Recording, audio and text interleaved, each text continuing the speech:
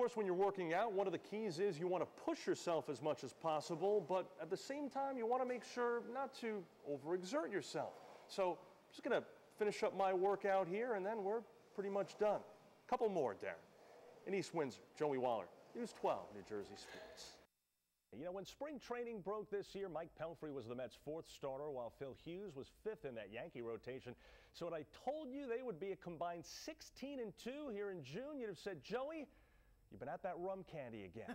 Mets with a runner on in the first against winless Kevin Millwood when David Wright continues his torrid streak. This 2-run shot giving his team the early lead, number 11 for Wright.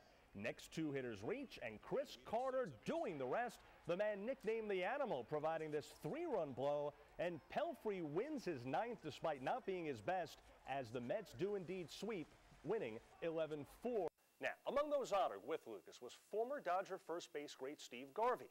You know, if there was a Hall of Fame for players who looked best in their uniform, oh, number 6 would have been a shoo-in.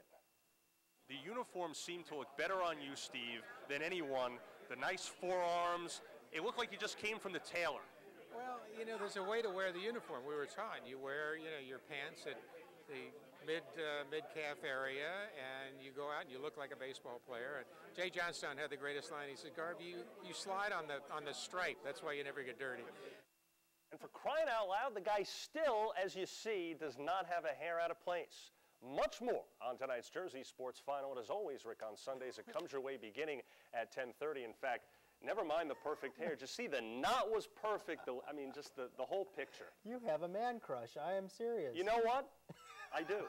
Is Chocolate Thunder Darryl Dawkins coming soon to a barbecue near you?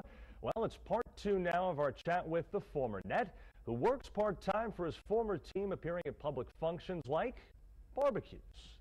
For me, going to a job where I sat behind a desk every day, all day, I wasn't there.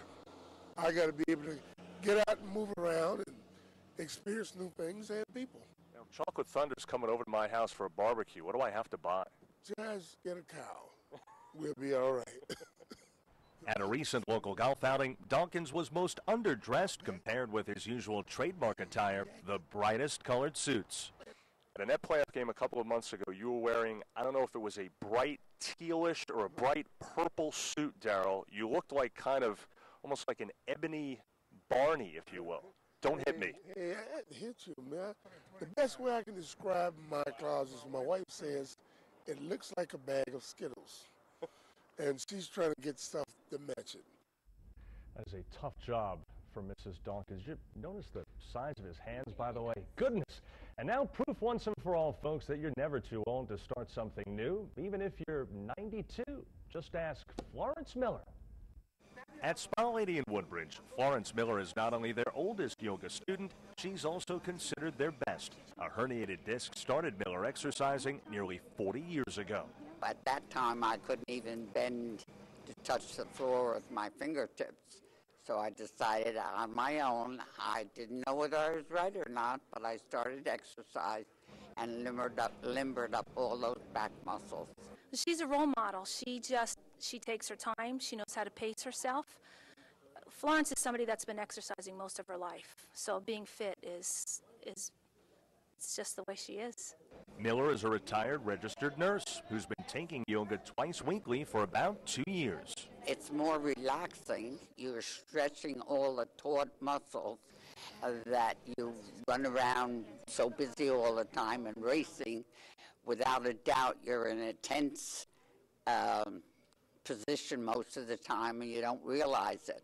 Florence's husband passed away about 26 years ago, and so with her being in such great shape, might she be interested in meeting a younger man, a hot 85-year-old perhaps? No, I was well satisfied with my first boyfriend, and I married him, and that's it.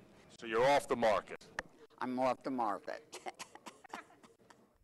10 great-grandchildren and still going strong. I just want to eat her up, Chelsea. You know, those Yankees are seeking that 4-game sweep against the Red Sox tonight, and it's only fitting that as the Yanks are flexing their muscles, a trotter named Muscle Hill runs away with yesterday's premier event of the harness racing season, the Hambletonian at the Meadowlands. After all, he's the son of 1998 Hambletonian winner, Muscles Yankee. Muscle Hill drawing away with military stride. Operation Hambletonian complete. It's Muscle Hill 150-1, equaling the world record. And the trainer for Muscle Hill is Gregory Peck. He has the same name as the actor who won an Oscar for Alfred Hitchcock's To Kill a Mockingbird. And this Gregory Peck's horse killing the field in the Hambo. Today, Muscle Hill was awesome. He was really something, and I'm so proud of him. Muscle Hill wasn't the only one supplying the muscle on race day. The Hambletonian crowd included one particular filly, no, not that kind of filly, but this kind, who was looking for a horse. No, not that kind of horse. So what's a woman from Manhattan doing at the big Hambo today? Looking at all the gorgeous men, and then the animals. Looking for a stallion both on and off the track? Oh, right, absolutely. The favorite here today in the Hambo is Muscle Hill, and you've got the biggest muscles here today. You know what? Muscle Hill, I have to go with him then. I have to go with him. Muscle Hill? Muscles going with muscles. Muscles going with muscles. You got to go. And that moving Doug Albrecht of Wayne to show off his guns. When you flash those guns, your girlfriend had a reaction.